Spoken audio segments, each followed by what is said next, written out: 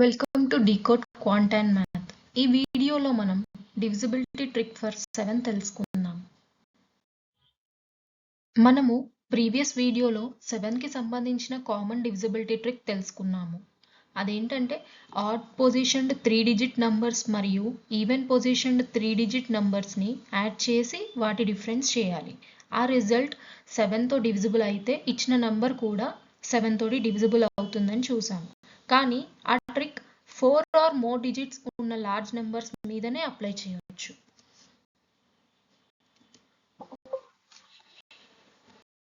ఈ వీడియోలో మనము general trick to check the divisibility for 7 గురించి తెలుసుకుందాం. ఈ ట్రిక్ని అన్ని నంబర్స్ పై అప్లై చేయొచ్చు. స్మాల్ నంబర్స్ పై చాలా ఫాస్ట్గా చేయొచ్చు.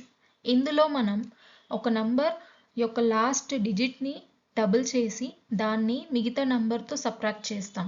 వచ్చిన రిజల్ట్ 7తో డివిజిబుల్ అయితే ఇచ్చిన నంబర్ కూడా 7తో డివిజిబుల్ అవుతుంది. ఈ ట్రిక్ని ఎగ్జాంపుల్స్తో చూద్దాం. ఈ నంబర్ 1687. ఇందులో లాస్ట్ డిజిట్ 7. దాన్ని డబుల్ చేస్తే 14 వస్తుంది. 14ని 168తో సబ్ట్రాక్ట్ చేయాలి. సో రిజల్ట్ 154 వస్తుంది. 154 7తో డివిజిబుల్ అయితే ఇచ్చిన నంబర్ 1687 కూడా 7తో డివిజిబుల్ అవుతుంది. మనకు 154 7తో డివిజిబుల్ అవుతుందో లేదో తెలియనప్పుడు మళ్ళీ ఈ ట్రిక్ని అప్లై చేయొచ్చు. ఇప్పుడు 154ని లాస్ట్ డిజిట్ 4 దాన్ని కూడా డబుల్ చేయాలి. సో అప్పుడు 8 వస్తుంది. 15 minus 8 equal to result 7. So 7 అనేది 7తో డివిజిబుల్ అవుతుంది. అంటే 154 కూడా 7తో డివిజిబుల్ అవుతుంది. సో 1687 కూడా 7తో డివిజిబుల్ అవుతుంది.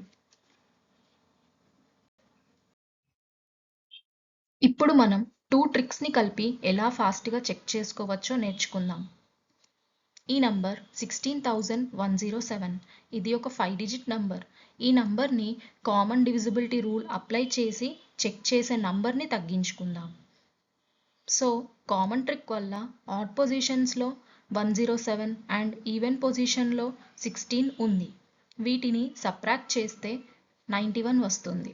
సో ఈ 91 7 తోటి డివిజిబుల్ అయితే ఇచ్చిన నంబర్ 16,107 కూడా 7తో డివిజిబుల్ అవుతుంది.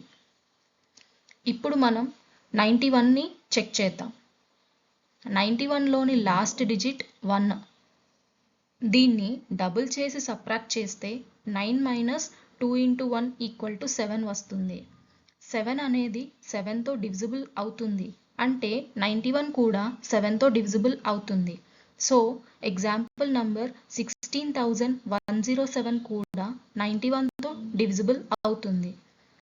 మరిన్ని డివిజిబిలిటీ ట్రిక్స్ కోసం ఛానల్ని లైక్, సబ్స్క్రైబ్ చేయండి. Thank you.